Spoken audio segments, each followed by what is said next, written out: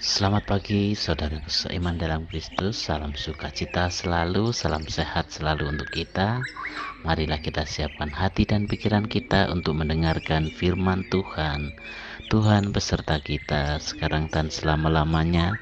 Inilah Injil Yesus Kristus menurut Markus bab 12 ayat 18 sampai 27. Dimuliakanlah Tuhan. Pertanyaan orang Saduki tentang kebangkitan. Datanglah kepada Yesus beberapa orang Saduki yang berpendapat bahwa tidak ada kebangkitan. Mereka bertanya kepadanya, "Guru, Musa menuliskan perintah ini untuk kita. Jika seorang yang mempunyai saudara laki-laki mati dengan meninggalkan seorang istri, tetapi tidak meninggalkan anak, saudaranya harus kawin dengan istrinya itu dan membangkitkan keturunan bagi saudaranya itu." Adalah 7 orang bersaudara. Yang pertama kawin dengan seorang perempuan dan mati dengan tidak meninggalkan keturunan. Lalu yang kedua juga mengawini dia dan mati dengan tidak meninggalkan keturunan. Demikian juga dengan yang ketiga, dan begitulah seterusnya, ketujuhnya tidak meninggalkan keturunan. Dan akhirnya sesudah mereka semua, perempuan itu pun mati. Pada hari kebangkitan, bila mana mereka bangkit, siapakah yang menjadi suami perempuan itu? Sebab ketujuhnya telah beristrikan dia. Jawab Yesus kepada mereka, "Kamu sesat. Justru karena kamu tidak mengerti kitab suci maupun kuasa Tuhan. Sebab apabila orang bangkit dari antara orang mati, orang tidak kawin dan tidak dikawinkan, melainkan hidup seperti malaikat di surga." Dan juga tentang kebangkitannya orang-orang mati, tidakkah kamu baca dalam kitab Musa, dalam cerita tentang semak duri, bagaimana bunyi firman Allah kepadanya, "Akulah Allah Abraham, Allah Ishak dan Allah Yakub." Ia bukanlah Allah orang mati, melainkan Allah orang hidup. Kamu benar-benar sesat. Demikianlah sabda Tuhan. Terpujilah Kristus. Selamat pagi para sahabatku, sahabat suara hati, rekan muda, para seteramarian dan pendengar dimanapun Anda berada. Melalui bacaan Injil hari ini, bagaimana kaum Saduki bertanya kepada Yesus pada hari kebangkitan. Bila mana mereka bangkit, siapakah yang menjadi suami perempuan itu? Sebab ketujuhnya telah beristrikan dia. Orang-orang Saduki adalah salah satu golongan Yahudi pada masa Tuhan Yesus. Ada di kelompok terakhir, karena mereka hanya mempercayai kitab-kitab Musa atau Taurat Musa yang tidak terlalu jelas mengajarkan adanya kebangkitan. Maka mereka menolak ajaran tentang kebangkitan. Itulah sebabnya mereka berusaha menjebak Yesus dengan menggunakan ajaran Musa.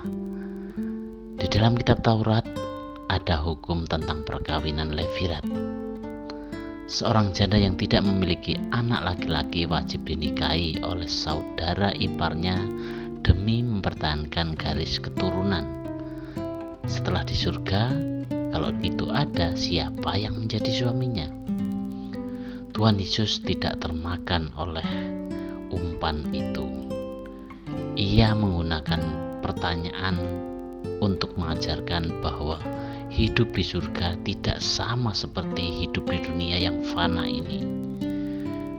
Di surga kita akan hidup seperti malaikat, bukan menjadi malaikat yang tidak perlu lagi kawin dan mengawini atau pusing memikirkan anak.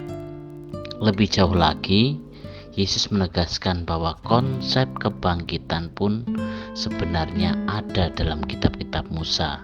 Misalnya, ketika Allah mengenalkan dirinya sebagai Allahnya Abraham, Ishak dan Yakub kepada Musa, Padahal peristiwa itu terjadi jauh setelah ketiganya meninggal.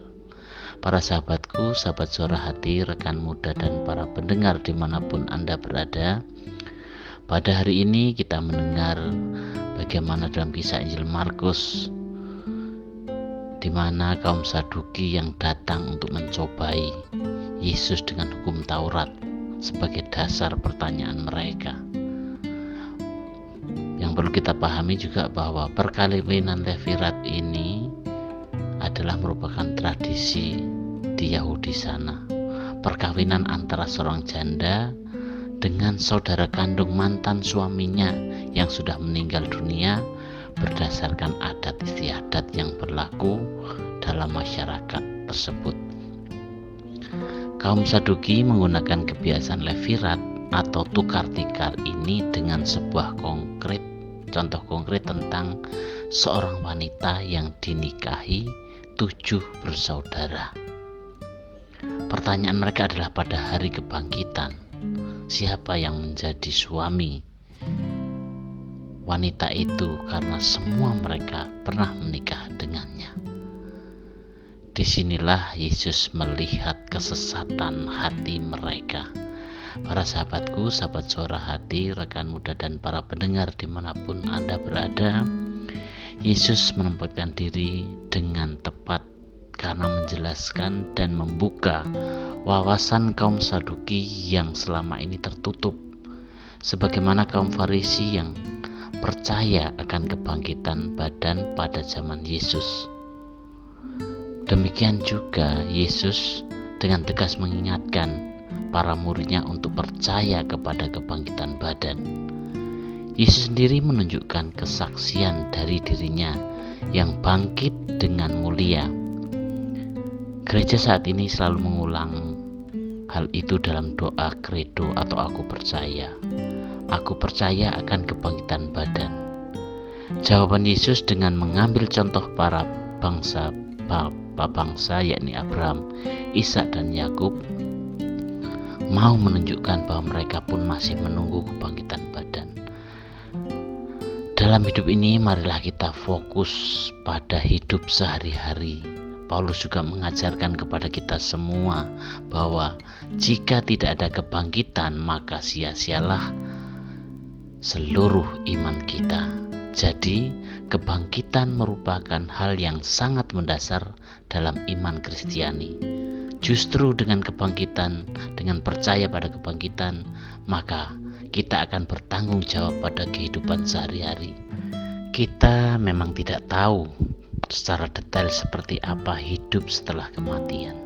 Namun percayalah bahwa akan ada kehidupan luar biasa yang menanti mereka yang dibangkitkan bersama Kristus. Allah yang kita imani adalah Allah orang hidup, Yesus Sang Putra yang bangkit pada hari ketiga setelah kematiannya.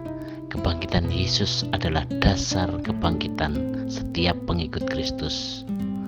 Pada hari kebangkitan nanti, semua orang akan seperti malaikat karena mereka memiliki tubuh yang kekal.